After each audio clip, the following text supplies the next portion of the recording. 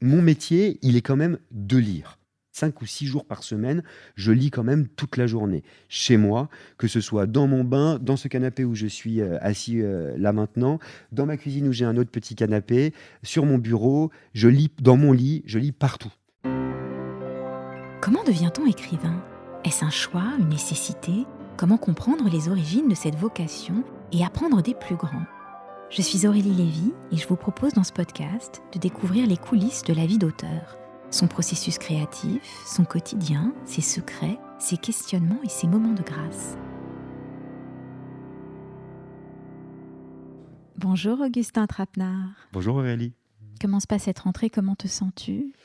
C'est toujours quand même un moment d'effervescence, un moment de joie, un moment absolument unique et fondamentalement français que cette rentrée littéraire. Quelle chance en fait d'être dans un pays où la littérature fait encore événement et fait événement chaque année.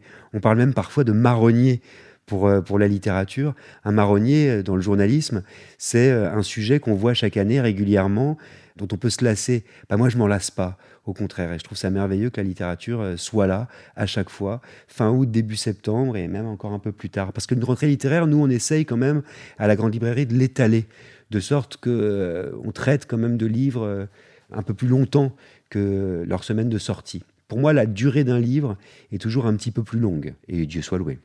Ouais, après, bon, il y a les enjeux, il y a le concours, etc. On va y revenir. La littérature à la télévision, c'est ce qu'il y a de plus difficile, tu l'as Enfin, dit. le Goncourt, c'est leur enjeu à eux, hein.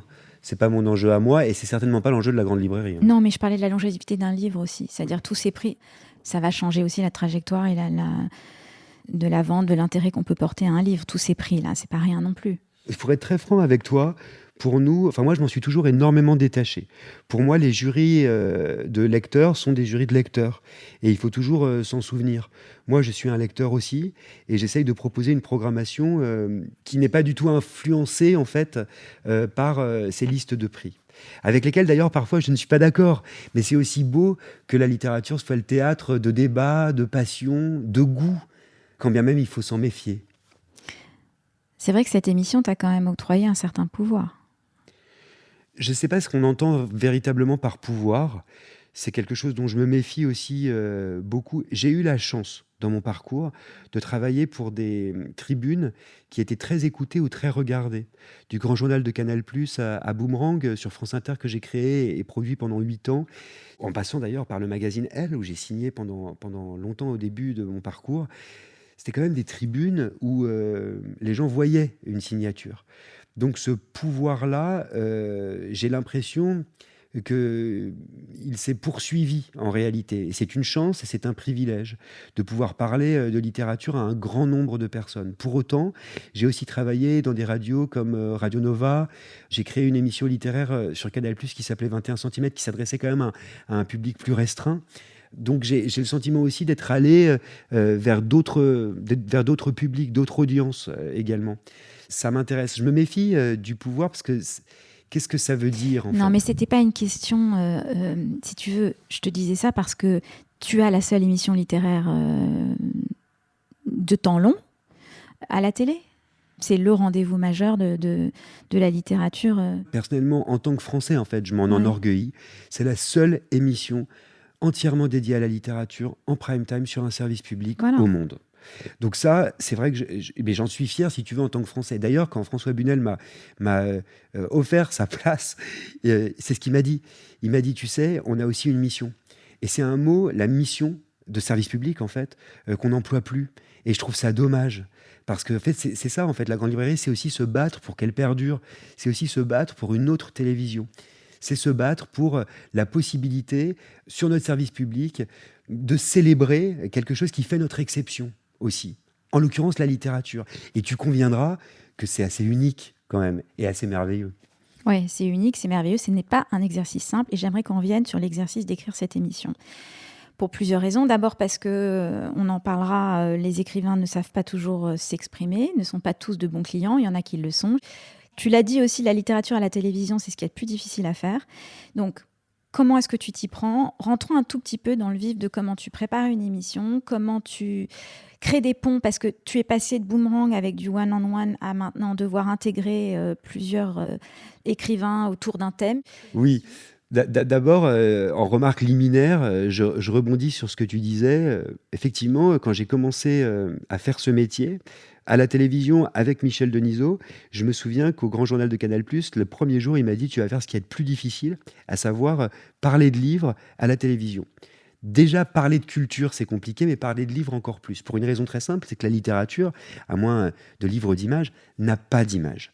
Et donc, nous, la télévision, comme ce sont des images, il s'agit d'en produire des images. Donc, créer des images sur ce qu'il n'y en a pas, c'est absolument passionnant à faire. C'est un défi, c'est l'essence de mon métier.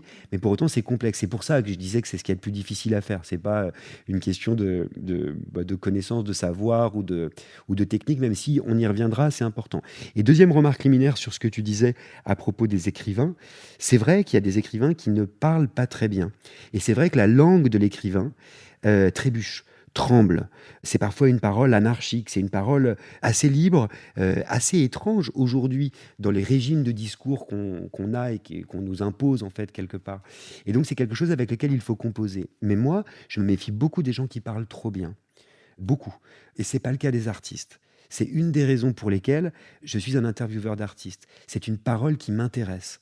C'est une parole que je trouve pas suturée comme des points de suture, comme la parole du journaliste, de l'expert ou du politique, qui est toujours la même.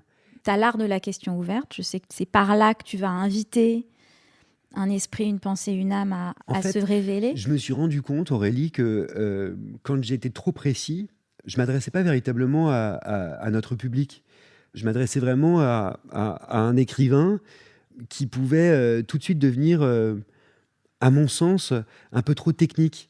Je pense que pour ouvrir un entretien, c'est bien quand même d'intéresser les gens. Et je me suis rendu compte qu'une question très ouverte, comme tu le dis, moi j'appelle ça des questions mondes, en fait, ça donnait lieu à des réponses pour le moins passionnantes. Et c'est pas étonnant, puisque je le disais tout à l'heure, la parole de l'artiste est un peu folle, elle est un peu tremblante, elle est un peu différente. Donc une question, qu'est-ce qui vous fait vivre, par exemple? C'est une question où un politique va répondre quelque chose de très attendu, un journaliste quelque chose d'assez convenu, mais un artiste peut dire à peu près n'importe quoi, et soudain ça peut créer quelque chose de bouleversant. C'est aussi ce que j'essaye de rechercher, en fait, la singularité d'une parole. Et je trouve qu'avec une question très ouverte, on arrive soudain à faire surgir quelque chose. En revanche, pour aller dans ton sens, c'est vrai que j'ai mon idée d'où je vais, d'où je pars et où je vais. Mais j'ai quand même des jalons, parce qu'il faut toujours se souvenir que quand on fait un entretien, et tu le sais, on ne s'adresse pas seulement à la personne qui est en face de nous, mais on s'adresse aussi à un public. Ce qui donne en fait un dispositif de communication très intéressant. C'est-à-dire que c'est pas du papotage. Non, il faut arriver à une forme d'universalité à un moment donné. En tout cas, intéresser, intégrer d'une façon ou d'une autre le public, soit le spectateur ou l'auditeur, dans le dispositif. Ces dernières émissions sur l'enfant, c'est que reste-t-il de l'enfant qu'on a été? C'est ça, super idée pour regrouper les auteurs qui étaient présents. Je crois qu'il y avait Alors Cyrulnik, Gaël Faye, Boris Faye. Cyrulnik, Voilà. Mais Amélie Nothomb, Virginia Tangvald et Clémentine Melloy. est-ce qu'on n'est pas contraint aussi parfois par ce thème?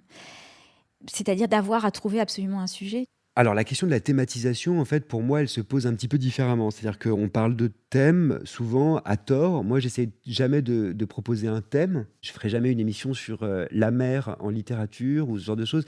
Je préfère toujours essayer de problématiser un questionnement.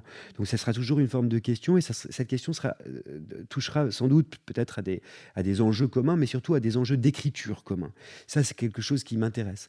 Par ailleurs, dans ma programmation, puisqu'on est dans le cœur du sujet, j'essaye toujours de proposer différents régimes de discours. C'est-à-dire, ce qui m'intéresse, c'est d'avoir un romancier d'un côté, mais peut-être aussi un penseur à côté de lui, pour pouvoir possiblement faire naître une réflexion, quelque chose de l'ordre de la pensée. La Grande Librairie, c'est ça aussi. C'est-à-dire qu'on s'appuie sur des livres, mais c'est aussi une occasion de penser la littérature, mais aussi de penser le monde.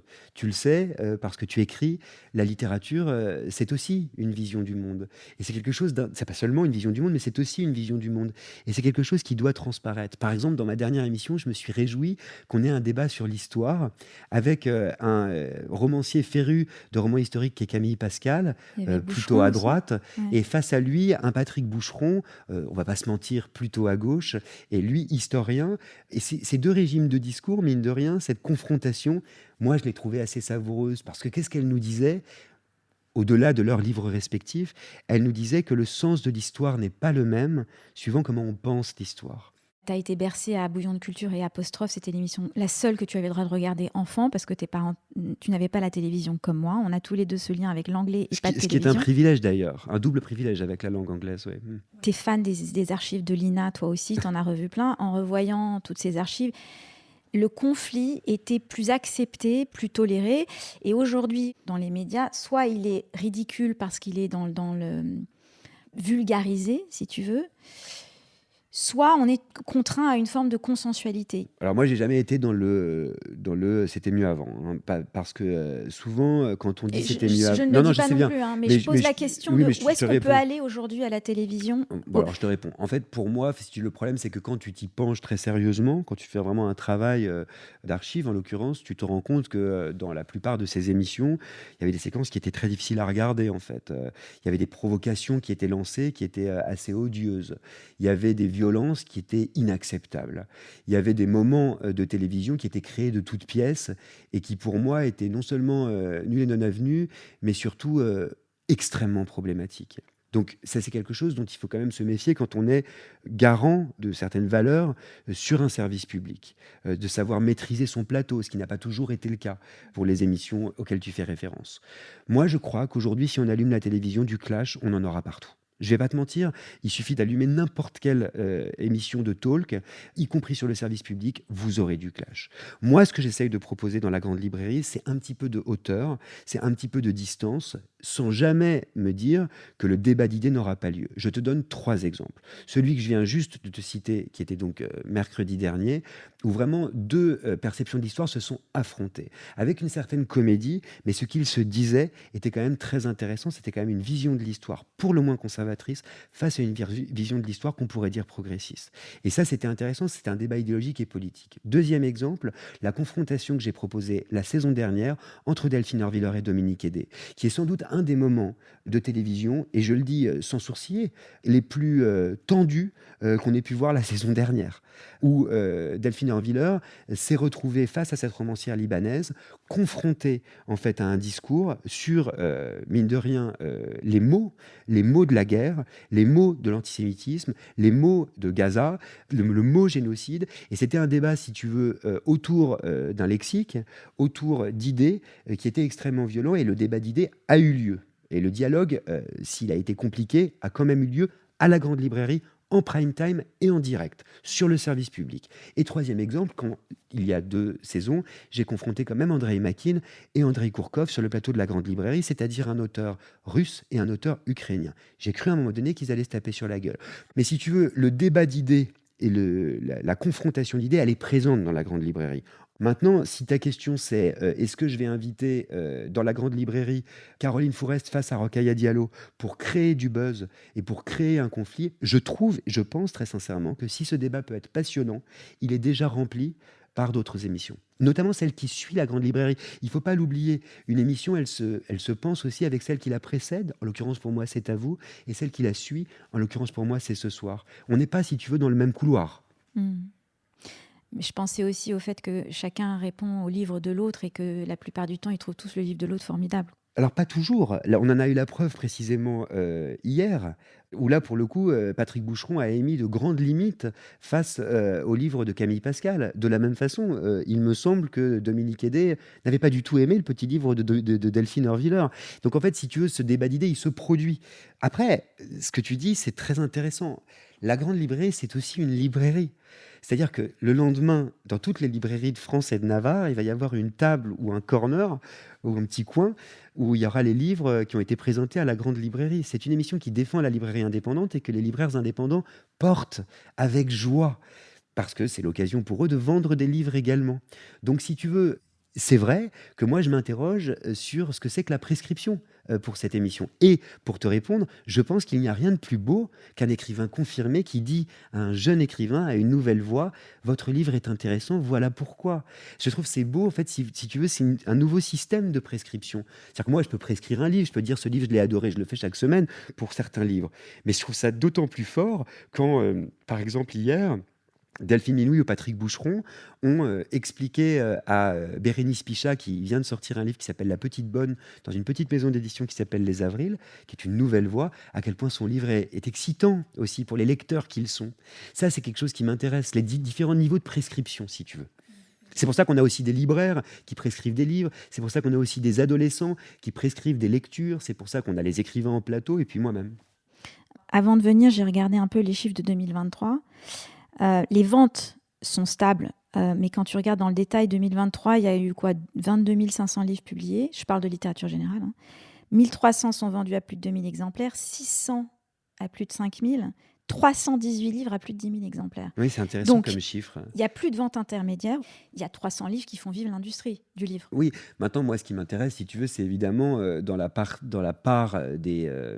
des livres qui se vendent bien, au regard des chiffres que tu viens de donner, lesquels sont passés dans la grande librairie. Parce que c'est intéressant. C'est-à-dire que moi, je te donne 2 exemples.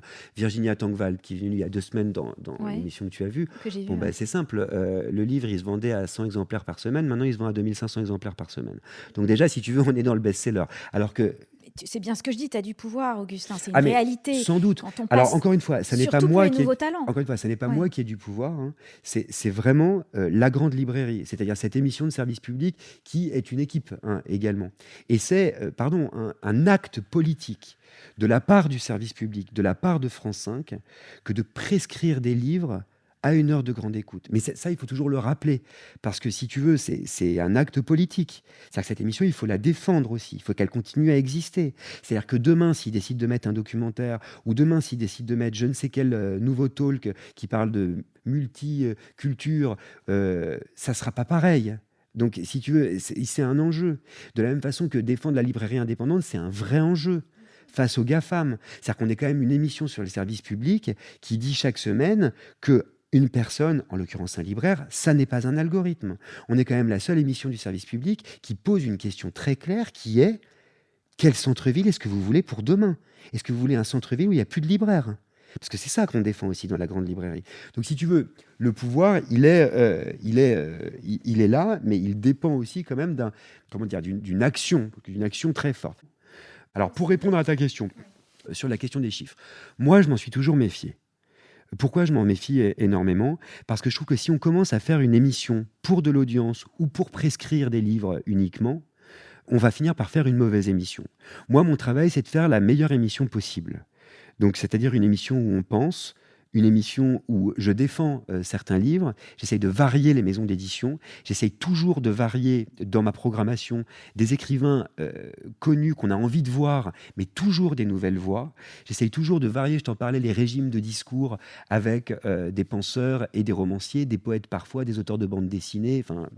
Mais si tu veux, dans la programmation, j'essaye aussi un éclectisme de genre, un éclectisme d'idées, un éclectisme quand même d'art, en fait, quelque part aussi. J'essaye de proposer, si tu veux, l'émission la plus juste possible. Après, c'est difficile, hein, on n'a qu'une émission par semaine et on a 5 invités, tu vois. C'est énormément de pression. C'est énormément de pression, mais c'est une pression que j'aime. Quand on fait ce métier, il ne faut pas se tromper. On le fait aussi pour cette pression. On le fait aussi, tu sais, pour cette adrénaline, cette joie du direct. Moi, je me suis battu pour que la Grande Librairie revienne en direct. François Bunel, quand il m'a appelé pour la Grande Librairie, qu'il produit, hein, c'est une émission qu'il produit encore. Si tu veux, ça faisait 14 ans qu'il faisait cette émission. Et François, il avait un rêve qu'il a toujours et qu'il est en train de produire, c'est de faire du cinéma. C'est d'adapter un grand roman. C'est de faire cet art, en fait, qu'il a toujours intéressé, qu'il a toujours passionné. Donc moi, si tu veux, il m'a quand même confié les rênes de l'émission, dont je suis quand même l'un des producteurs éditoriaux, que je présente et que j'écris, si tu veux. Donc c'est quand même une vraie mission. Et François a eu l'élégance, dès la première émission, en fait, de la première saison que j'ai faite, c'est-à-dire il y a 2 ans, de se mettre en retrait, que j'ai trouvé très beau, parce que sinon ça aurait été compliqué quand même d'avoir François Bunel dans l'oreillette quand on présente la Grande Librairie. C'est quand même une forme de pression. Donc non, ma liberté, elle a toujours été totale. En revanche, si tu veux, dès que j'ai eu des grands moments, je te donne un exemple, le prix Nobel d'Annie Ernaux, j'ai fait une émission spéciale, la grande émission que j'ai faite qui me tenait beaucoup à cœur sur le Rwanda, une grande émission là qu'on est en train de préparer à Villers-Cotterêts. Souvent, je l'ai au téléphone pour lui demander conseil, parce qu'il est quand même toujours de très très bons conseils. On parle quand même de quelqu'un qui a défendu la littérature sur le service public en prime time pendant 14 ans, qui sait faire cette émission, dans la tradition duquel je m'inscris quand même. Alors, en quoi es-tu un bon intervieweur et en quoi pourrais-tu être un meilleur intervieweur? Alors moi, je me suis jamais considéré comme un bon intervieweur. Je suis jamais content de ce que je fais, jamais. Pour autant, il y a des moments que je retiens et qui sont des moments, en fait, qui ont été validés, en réalité, par le public. D'ailleurs, souvent, ce sont pas ceux que je préfère, mais il arrive qu'on m'arrête dans la rue ou alors qu'on me parle ou alors qu'un éditeur, me dise quand je le croise ou alors qu'un auteur me dise: «Ah, cette séquence, elle était extraordinaire. Et Il ils te s'est refilent passé un quelque bouquin en chose». douce quand ils te disent ça? Oui, souvent, oui, c'est-à-dire que c'est le Comment tu gères problème. d'ailleurs la pression des éditeurs? Bah, Il y en a une forcément, Augustin. oui, bien sûr qu'il y en a une et je la gère très bien, très facilement en ne les voyant pas. C'est-à-dire que depuis 10 ans, je ne vois plus un seul attaché de presse et plus un seul éditeur. Donc comme ça, c'est simple, vous ne me verrez jamais dans un raout mondain, jamais dans un prix littéraire, jamais dans ce genre de choses, jamais. Et comme ça, c'est très simple. J'ai la chance d'avoir une équipe de programmation avec qui je travaille perpétuellement, dont c'est le métier en réalité, et qui se charge de leur pression à eux, parce qu'en réalité, on est tous sous pression. Les auteurs pour commencer, mais également les éditeurs qui doivent quand même tenir leur maison. Et puis tout, en fait, toute l'industrie du livre. Et puis nous aussi, on est sous pression aussi, parce qu'on a une mission de service public à défendre. Oui, et puis j'imagine que vous regardez aussi les courbes de vente la semaine qui a suivi l'émission. Mais pas vraiment, c'est-à-dire que je pense que les C'est éditeurs pas une les question piège, regardent. Non, non, Augustin, c'est mais juste je parce sais que bien. c'est un système et les gens qui Mais nous je te écoutent réponds, ouais. pas vraiment. C'est-à-dire qu'encore une fois, si jamais je faisais une émission pour faire de l'audience, la plus grande audience possible, je ne ferais pas cette émission-là. Si jamais je faisais une émission pour pouvoir vendre des livres, je ne ferais pas cette émission-là. Je ferais par exemple comme le prix Goncourt, c'est-à-dire que je sacrerais un livre qui cartonne déjà. C'est arrivé dans l'histoire du prix Goncourt. Ou par exemple le prix Renaudot, qui en a fait Je une retrouve qui en a Augustin. fait une spécialité. Tu vois ce que je veux dire? C'est-à-dire que quand tu as un livre qui se vend à 150 000 exemplaires et que soudain il a le prix Goncourt, alors oui, il se vend à 1 million d'exemplaires, mais enfin bon, la courbe était déjà bonne, tu vois. Mais tu C'est sais, pas quand comme ça que je fonctionne. je sais, quand je te parlais des chiffres tout à l'heure, c'était pas par rapport à ton émission, c'est par rapport à mon inquiétude de qui lit et que tu comprends ce que Si je veux tu veux, dire. Qui lit des romans aujourd'hui? encore une fois, nous, on est enfin, moi, la Grande Tu vois, Librairie, c'est comme c'est ça en que je ce sens-là. l'imagine. Ouais. C'est encore une fois un partenariat, un relais avec les librairies indépendantes. C'est-à-dire qu'encore une fois, le pouvoir de prescription qu'on peut avoir et qui existe, ça c'est indéniable. Il y a encore une enquête de Livre Hebdo qui va sortir et qui le dit, qu'à 75%, la Grande Librairie est le média télévisuel le média audiovisuel le plus prescripteur de livres que toutes les autres émissions. Le deuxième étant Quotidien à 11%. Donc la Grande Librairie fait vendre des livres, c'est une certitude. Maintenant, moi, je pense vraiment que c'est le libraire qui fait vendre des livres. C'est-à-dire que mine de rien, la personne qui a regardé la Grande Librairie et qui arrive le lendemain en librairie, qui va voir son libraire et qui lui dit: «Oh là là, j'ai vu Bérénice Pichat qui présentait sa petite bonne, est-ce que je peux le lire?» C'est le rôle et le travail du libraire de lui dire: «Oui, et je vous conseille de lire aussi ce livre-là». Mais si on en mentionne dans ton émission, le placement va changer aussi, la quantité de livres qu'un libraire aura. Oui, Donc, ce qui est vrai, c'est que quand moi j'essaye d'annoncer ma programmation quand même une semaine à l'avance, de sorte que les éditeurs puissent faire des réassorts. Mais voilà. pour une raison très simple, c'est que ça serait frustrant pour les lecteurs et pour les libraires, et également pour les auteurs et les maisons d'édition, On d'avoir... leur parle d'un livre qui n'est pas disponible. exactement, de la même façon que je reçois toujours des livres, j'essaie toujours de recevoir des auteurs dont les livres sont sortis. Parce que sinon, c'est trop dommage. C'est de la frustration, si tu veux. Mais il n'y a que comme ça que je m'y intéresse. Parce que moi, encore une fois, mon boulot, il est plus d'interroger, il est plus de penser, il est plus de réfléchir, et surtout d'entendre et de faire entendre cette parole qui, moi, me semble importante. Alors revenons sur ton Tu vois. boulot. Donc 3 heures de lecture le matin, 4 heures de lecture l'après-midi. Ah oui. Raconte un peu comment tu écris l'émission. En fait, moi, mon métier depuis une quinzaine d'années, c'est vraiment de lire. Quand je présentais et produisais Boomerang sur France Inter, j'avais 2 romanciers ou romancières par semaine, donc c'était pas la même somme de lecture. Tu disais tout à l'heure, parce que tu poses plein de questions, que c'était quelque chose de nouveau parce que je n'étais plus en tête-à-tête, mais maintenant avec d'autres auteurs. C'est pas exactement juste. Non, les carnets d'or, tu étais Voilà, avec c'est ça. plusieurs. Non, mais J'ai là, commencé- tu as une caméra devant. Et toi, tu aimes les notes, Ah, tu mais es hyper préparé. oui, mais c'est pas la même question. Pour te répondre, effectivement, tu connais cette émission, Le Carnet d'Or, parce que je crois que je t'y avais reçu à l'époque en tant que romancière. Donc c'était une émission, effectivement, Le Carnet d'Or sur France Culture. Je crois que c'était à 17h le samedi, où en fait je recevais 3 écrivains autour d'un thème, souviens-toi, qui était aussi un enjeu d'écriture. Donc c'est quelque part très proche de ce que je fais dans la Grande Librairie. Sauf que la Grande Librairie, effectivement, est produite pour la télévision. Et ça, c'est quelque chose qu'il faut jamais oublier. C'est-à-dire que moi, quand je parle de mon métier, les gens oublient en fait souvent que c'est un métier. Les gens oublient que la télévision, c'est de la production d'images. Et donc, il faut la penser, la produire comme telle. Donc effectivement, quand je produisais cette émission Le Carnet d'or pour la radio, je la produisais de façon sonore. Là, je la produis de façon visuelle. Donc c'est effectivement autre chose. Pour autant, mon métier, il est quand même de lire. C'est-à-dire que je te dirais que 5 jours par semaine ou 5 ou 6 jours par semaine, je lis quand même toute la journée. Chez moi, que ce soit dans mon bain, dans ce canapé où je suis assis là maintenant, dans ma cuisine où j'ai un autre petit canapé, sur mon bureau, je lis dans mon lit, je lis partout. Ça, c'est le gros du boulot. Après, il y a un moment donné où j'écris. Et j'écris avec mon équipe de journalistes. Je travaille avec un journaliste, soit Pierre Martinery, soit Pablo Cotten. Et on pense tous les deux l'émission. Quand tu lis, est-ce que tu n'es pas parfois contraint? Je te dis ça parce que ça m'arrive moi aussi. Déjà, des questions que je vais devoir poser. Si. Donc moi, tu vois, je lis au crayon à papier parce que je suis un ancien universitaire, je suis un ancien prof. Tu es un Donc, normalien, agrégé d'anglais. mais surtout, je suis un ancien universitaire, si tu veux. Donc du coup, je lis avec un crayon à papier. Donc je lis pas forcément très vite. C'est aussi une des raisons pour lesquelles je lis beaucoup. Et effectivement, tu as raison, entre les lignes et dans les marges des livres que je lis, s'ébauche déjà un questionnement.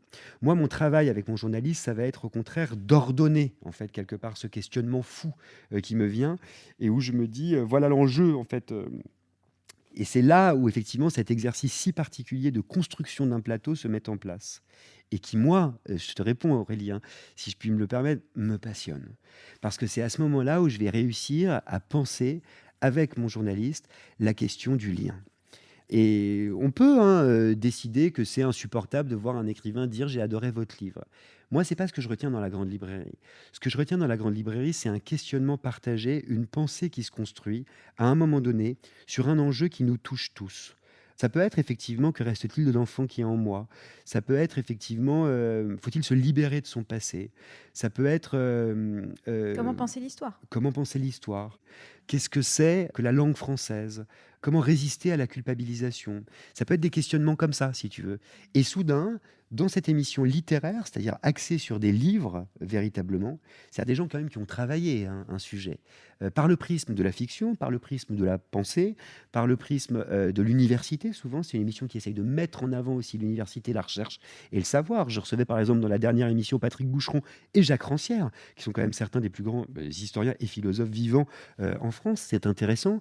J'essaye de mettre en place, si tu veux, un questionnement et une forme de pensée. Et ça me passionne, si tu veux. Pour moi, la grande librairie, au-delà de vendre des livres, au-delà de sa mission de librairie, c'est aussi une émission où on prend de la distance, où on prend de la hauteur, où on pense. Mais alors, d'un point de vue plus pratique, tu as quand même déjà pré-pensé certains liens, puisque tu sais intimement que tu vas devoir à un moment donné bifurquer d'un auteur à un autre. C'est ce qu'il y a de plus Et il y a génial. les moments magiques où celui que tu n'as pas prévu se crée, et ça se voit quand on te regarde. Il y a les moments... Ah, tu serais surprise. C'est vrai? Parce qu'en fait, la télévision, Aurélie, ça se produit. C'est pour ça, quand je parlais de métier, Donc tout est anticipé? pas tout. C'est vrai qu'il y a des moments miraculeux. Il y en a. Mais tu serais surprise. Il y a des moments qui ont été effectivement pensés et qui sont en réalité, et qui apparaissent comme ça. En fait, si tu veux, le miracle du direct, c'est pour ça aussi que j'insiste beaucoup sur le direct, hein, parce qu'une émission enregistrée, on n'est pas dans les mêmes conditions en réalité. Même si on enregistre dans les conditions du direct, les auteurs ne parlent pas de la même façon. Une émission en direct, effectivement, là où je vais dans ton sens, tu auras beau avoir prévu quelque chose, ça va pas se passer exactement de la même façon. Mais c'est pas pour autant qu'on n'aura pas un petit peu prévu cette possibilité. Et le miracle, le plus beau miracle, moi par expérience, ça fait 15 ans que je fais ce métier, il se produit souvent quand on a quand même un tout petit peu pensé cette possibilité. Un tout petit peu, tu vois. Ce qu'il faut comprendre quand je parle de métier, c'est aussi que on travaille avec des contraintes auxquelles personne ne pense. Tout simplement des techniciens, une technique qu'il faut pouvoir déployer. Un plateau, du temps, en fait, des gens, de l'humain, des personnes. Et ça, des disponibilités, une envie. Ça, c'est des contraintes perpétuelles. Et l'humain, tu le dis, il va aussi influencer le cours d'une émission et parfois tes propres réactions. Je pense à 2 instants, si tu m'autorises. Un moment, par exemple, où les larmes te viennent avec Natacha Pana au sujet de sa grand-mère, qui te ramène, j'imagine, aussi à l'histoire de ta propre grand-mère Sans doute. dont tu es proche. Il y a aussi cette anecdote que tu as racontée sur Claude Ponty, qui, en off, te dit quelque chose qui te bouleverse et qui change le cours de l'entretien, j'imagine, mais peut-être aussi de ton rapport à l'interview. Et de ma vie. Parce que la vérité aussi, c'est que tous ces gens, ce sont des rencontres qui t'atteignent aussi, j'imagine. Enfin, Oui. il y a quand même Oui. ce n'est pas Tu as Ce n'est raison. pas neutre tout ça. Tu as raison et c'est très beau ce que tu dis. Tu parles en fait de la porosité en fait du métier d'intervieweur, de ce qui se joue en fait dans un dialogue, de ce qui se joue dans un contact. Tu sais, quand j'ai créé 21 centimètres sur Canal+, ce que je disais à mon producteur, c'est que je voulais qu'il soit à côté de moi, l'invité, de sorte de pouvoir le toucher. Et ça faisait hurler de rire toute mon équipe. Je disais, Augustin veut toucher les invités. Et parce que j'ai la conviction que quand on se touche, il se passe, c'est en réalité autre chose. C'était une idée, en fait, encore une fois, hein, pour perfectionner mon travail d'intervieweur, pour essayer sinon de le pousser dans ses retranchements, du moins de l'interroger. Parce que c'est quand même bon, ce que j'essaye de proposer, ce que j'essaye de faire, moi, d'interroger aussi mon métier. J'essaye quand même de progresser toujours, de me remettre en question, de penser contre moi-même et de progresser toujours. Je crois que je suis jamais sorti d'une émission en me disant c'était génial. Pour autant, la fois d'après, j'essaye de faire mieux. Quelles rencontres t'ont changé en tant qu'intervieweur, ont changé ton approche des choses? Tu mentionnais celle de Claude Ponty, c'est une rencontre importante parce que c'est une rencontre où effectivement, à un moment donné, hors antenne, pendant que je passe un disque à la radio, Claude Ponty me prend la main et me dit quelque chose de très intime qu'il a deviné sur ma vie, sur mon histoire personnelle. Et à ce moment-là, ce qui se joue, c'est pas tant une modification de l'interview par la suite, même si elle en sera considérablement modifiée compte tenu de mon émotion. Ce qui se joue, c'est surtout une prise de conscience de ce que c'est que ce métier aussi. On parlait de porosité tout à l'heure. Il se joue aussi le fait que dans un dialogue, non seulement on s'enrichit, mais on avance. C'est comme ça que moi je le vois, plus comme un mouvement. C'est pas tant, si tu veux, que c'est la palissade de dire que un dialogue c'est enrichissant, il faut qu'on parle, il faut qu'on communique, il faut qu'on échange.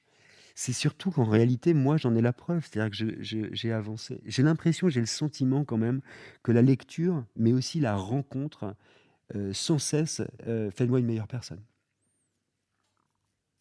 Je te le confirme. Pourquoi est-ce qu'il y a 15 ans, quand tu me connaissais, j'étais une horreur? Mais non, pas du tout. Mais en plus, c'est intéressant chez toi, Augustin, c'est que tu es quelqu'un de précis, tu as été formé pour ça, tu as joui d'un capital social, tu en parles très ouvertement, tu as une sorte tu représentes quelque chose et je pense qu'au fond, tu es aussi un grand émotif. Et par moments, ça ressort aussi dans les entretiens où tu peux être rattrapé par une émotion émotive et sentimentale, en Mais je trouve fait. ça beau, je sais pas ce que tu en penses, mais je trouve ça beau quand à un moment donné, dans un entretien, en tant que lecteur, en tant que personne, je fais ressentir aussi l'émotion qui m'a traversé. Tu mentionnais ce moment avec Natacha Apana. Ça m'émeut en fait que tu mentionnes ce moment parce que c'est un moment très très fort pour moi. En réalité, je me suis mis à lire une page du dernier livre de Natacha Apana où elle évoque en réalité toutes les petites phrases que sa grand-mère lui disait. Elle fait La comme une mémoire liste. délavée, pour citer ce très beau livre. Exactement. Oui. Et c'est très émouvant parce que pendant que je lisais donc en direct à la grande librairie cet extrait pour le faire exister, bah, c'est vrai, me sont venues des larmes en repensant sans doute à ma grand-mère à moi, mais c'est là où la littérature est somptueuse en fait. C'est là où la littérature, pour moi, on n'a jamais rien inventé de mieux, tu le sais. Euh, Deux bouts de carton, du papier au milieu, il suffit de les ouvrir et un monde s'ouvre, un espace s'ouvre, un lieu de rencontre et surtout de progression de soi-même, d'avancement, comme je te le disais, se produit. Quand j'ai préparé cet entretien, je me suis interrogée sur... Bon, tu n'as pas terminé ta thèse, ton doctorat, mais tu le faisais sur la littérature victorienne anglaise. Et je me suis demandé pourquoi la littérature victorienne par rapport à toi et ta trajectoire personnelle. Je me suis dit, tiens, c'est post-romantique, mixité sociale, révolution industrielle. Quel lien avec toi, en fait, avec ta propre trajectoire? Oui, c'est intéressant. Moi, j'y ai jamais vraiment réfléchi dans ces termes-là, mais ça m'intéresse. En l'occurrence, c'est un monde, le monde victorien, donc au milieu du 19e siècle, extrêmement corseté. C'est peut-être ça qui me vient à l'esprit, c'est-à-dire que la résistance et la liberté se jouent dans des lignes de fuite, dans des éclats.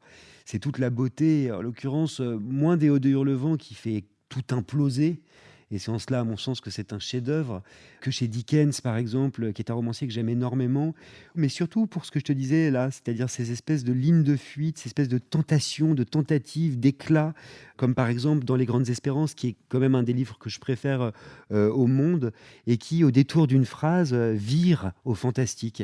Ça, c'est quelque chose que j'aime, ce côté très structuré, très rigoureux, très corseté, sans doute lié à mon éducation personnelle et familiale surtout, et cette possibilité de la ligne de fuite. Peut-être que ça raconte quelque chose de ça. Je pense qu'il y a un lien avec toi, une espèce de contradiction entre quelque chose de très raffiné, de très précis, propre, concret, et aussi d'une folie, C'est-à-dire que moi, j'aime quand ça d'un explose, côté un mais peu quand ça pulp. explose dans les règles. C'est assez étrange, mais ce sont ce sont des révolutions, en tout cas de langage, hein, parce que là, en l'occurrence, on parle de littérature. On ne parle pas vraiment de politique, mais ce sont des révolutions qui me bouleversent et qui me fascinent, en fait. Quand au sein d'une phrase se joue une révolution. Mais la phrase reste une phrase, quand même, avec une majuscule au début et un point à la fin. C'est ce qui peut se jouer dans la littérature victorienne, et c'est ce que j'ai, à mon sens, profondément aimé. Ce que j'aime encore, d'ailleurs, hein, c'est encore un tropisme, hein. Je me rends compte de ma passion pour les grands livres, pour les grands romans, pour les grandes intrigues. Par exemple, moi, je suis un très grand fan de Pierre Lemaitre, hein. C'est pour moi un des romanciers français vivants les plus grands, vraiment. C'est intéressant, c'est-à-dire que quand même, il y a quand même ce pari, cette ambition du grand roman chez lui. Ricoeur affirme qu'au terme de sa vie, on est censé trouver une narration. Il y a une phrase qui décrirait ta trajectoire? Bon, c'est vraiment un philosophe que j'aime énormément, et c'est vraiment une idée que je trouve sublime. Cette idée, effectivement, d'une mémoire narrative, d'une identité narrative, en fait, nous dit Paul Ricoeur, qui repose en réalité sur une forme de constance, sur une forme de permanence. Au soir de sa vie, quand on peut se dire ma vie a eu un sens, je vais paraphraser, elle tient en une phrase. Voilà. Ça, je trouve ça très très beau. J'aimerais, en tout cas, que ça ait quelque chose à voir non seulement avec la constance, qui est pour moi une des plus belles qualités, mais aussi peut-être avec la curiosité. C'est ce dont on parlait tout à l'heure. La curiosité, c'est l'ouverture sur l'autre, en fait. Mais c'est aussi la bizarrerie, l'étrangeté. On est curieux de quelque chose, mais quand on dit d'une personne qu'elle est curieuse, on dit d'une personne qu'elle est un peu bizarre. Ça, c'est quelque chose que j'aime, ces petites dissidences. Tu as dit avoir souffert de te taire. Qu'est-ce que tu tais encore? En fait, souvent, je le disais tout à l'heure, les gens qui parlent trop bien, il faut s'en méfier. Les gens qui parviennent en une phrase à passer d'un mot d'esprit à une théorie, il faut s'en méfier. Parce que souvent, ça masque énormément de choses. Et si parfois je fais preuve d'envolée lyrique ou de cabotinage, hein, même parfois, notamment quand on dialogue tous les deux, Mm. je te prie de bien vouloir m'en excuser. Oh mon Parce que Dieu, ça quel masque, en douceur. fait, évidemment quelque Une chose. C'est une façon... fragilité. Non, c'est surtout que c'est une façon de contrôler. Donc plutôt que de répondre à ta question, c'est une pirouette, hein, que je fais. Je te dirais que ce langage, justement, assez suturé, que je peux proposer parfois dans une conversation, masque, évidemment, et témoigne d'un contrôle sur certaines choses que je tairais toujours. Et si je l'étais, tu penses bien que je vais pas te les dire. C'est toi qui m'aimes. Je sais que ta mère te disait, on peut tout dire, les pires cruautés avec le sourire. Alors ça, c'est vraiment la grande éducation bourgeoise. Les éventails qui masquent le sourire méchant ou ce genre de choses, je ne sais pas si elle serait très heureuse que je la cite avec cette phrase. Pour autant, ce qui est vrai, c'est que moi, je ne crois pas dans ce journalisme qui se met foncièrement en avant à coups de punchline, à coups de clash, à coups de violence, parce que je trouve que c'est un journalisme qui oublie la production de sens, très souvent. C'est-à-dire, c'est un journalisme qui se met lui-même en avant plutôt que d'interroger, plutôt que de questionner, et plutôt comment dire, de faire surgir du sens. Et c'est Tu important ce que vois? tu dis, parce qu'il y a une chose que je voudrais préciser, une des choses que j'admire le plus chez toi, c'est que tout le monde ne peut pas écrire, et j'ai toujours admiré chez toi que tu l'assumes, que tu ne cherches pas à écrire, mais à à produire du sens, à créer du sens. C'était ça ton métier et Ah non, mais il n'y a moi, jamais eu de je vais te dire, confusion. non, mais les écrivains, pour les interviewer depuis 15 ans, je le sais. Il y a une urgence, il y a une vocation, il y a un talent, il y a un sacerdoce. Il y a quelque chose, en fait. Il y a quelque chose qui les anime, les grands écrivains que j'ai pu rencontrer. Bon, bah, moi, c'est simple. Je n'en ai ni l'urgence, ni le talent. Il y a un moment donné, c'est assez clair. Au CP, on nous apprend la différence entre lire et écrire. Il me semble que beaucoup ont pas vu, hein, ont dû louper cette classe-là. Je suis un lecteur. C'est ce qui me rend heureux. C'est ma passion. Je pourrais dire, si tu veux, en élargissant, que je suis un amateur d'art. Tu vois? C'est-à-dire que j'aime, je suis très cinéphile, mais je n'ai pas envie d'être cinéaste. J'en ai pas l'urgence, j'en ai pas le talent. J'en ai même pas l'envie en réalité. Moi, le moment où j'écris mes interviews, ou même quand je peux écrire, je sais pas moi, un billet, un article pour Psychologie Magazine, par exemple, pour qui je signe, c'est pas un moment qui me plaît. Le moment qui me plaît, c'est la réflexion, c'est le moment où je travaille, c'est le moment où j'élabore en fait, sinon une pensée, du moins une idée. Ça, c'est ce qui me passionne. Ou alors quand j'orchestre, parce que c'est ça mon métier, un dialogue. C'est ça qui me fait plaisir, c'est ça la jouissance que je trouve dans mon métier. C'est pas de créer, c'est pas de produire. J'écris pas de livres, non. Ça répond à ma Mais d'ailleurs, question. ça me donne une liberté totale. Tu sais, une des raisons pour lesquelles François Bunel, à mon avis, a fait appel à moi, c'est aussi ça, hein. C'est aussi parce que je suis pas un écrivain et que j'assume le fait d'être un intervieweur, un journaliste et certainement pas un écrivain. Le problème de l'écrivain journaliste, et là je me tourne vers toi, c'est qu'il a toujours une petite idée derrière la tête. Je sens que je vais me faire saquer. Euh, Écoute, moi je trouve que l'un n'a rien à voir avec l'autre. Je suis Ça, même c'est pas. bien. Est-ce que je Si suis l'un n'a rien à voir avec l'autre, c'est bien. C'est pas toujours le cas. Franchement, rien. En plus, je me mets même pas 30 secondes à la hauteur des gens que j'interviewe, laisse tomber. Non, par contre, ce qui est intéressant, c'est que j'ai une vraie empathie pour la solitude, la feuille blanche, le truc. Et là, c'est un domaine où Ouais, c'est vrai. Et vraiment, ça a pu donner lieu à des émissions de radio que j'avais bien aimées, moi, pour le coup. D'écrivains qui interviewaient d'autres écrivains, où là, c'était intéressant parce qu'on voyait des solitudes se rencontrer. Ça c'était assez beau. Mais bon, encore une fois, hein, on parle à des gens qui sont pas oui, forcément seuls. c'est vrai, c'est vrai. Ça répond à ma question, quand est-ce que tu es le plus heureux et quand est-ce que tu es le plus malheureux? Mais quand je lis. Franchement, je suis vraiment le plus heureux quand je lis. C'est sympa pour ton partenaire. Et je vais faire, C'est je vais faire T'es une, gonflé. non, et je vais faire une réponse assez en pirouette aussi. Je suis aussi très malheureux quand je lis parce qu'en fait, les émotions que peuvent produire la littérature sont parfois d'une intensité extrême. Moi, je pleure pas beaucoup dans la vie, mais en revanche, je pleure devant des œuvres d'art et en particulier en lisant. Et comment on pourrait dire le, le bol de larmes que je verse dans une année, bon, je pense que les trois quarts sont remplis par la littérature. Léo de Hurlevent est un de tes romans préférés. C'est une histoire d'amour, bon, à la limite de l'inceste. Quelle tactique de Heathcliff tu empruntes? J'adore le résumé. C'est une histoire d'amour, bon, à la limite de l'inceste. Quelle tactique? Comment t'as dit quoi? J'ai pas entendu du coup. Quelle tactique de Heathcliff tu empruntes? Parce il est tacticien. Oui, c'est le grand personnage romantique, le grand vengeur, effectivement. Bon, alors, c'est pas forcément le plus fin non plus. Et d'ailleurs, si on lit bien le livre, ça ne lui rapporte pas gros, mine de rien.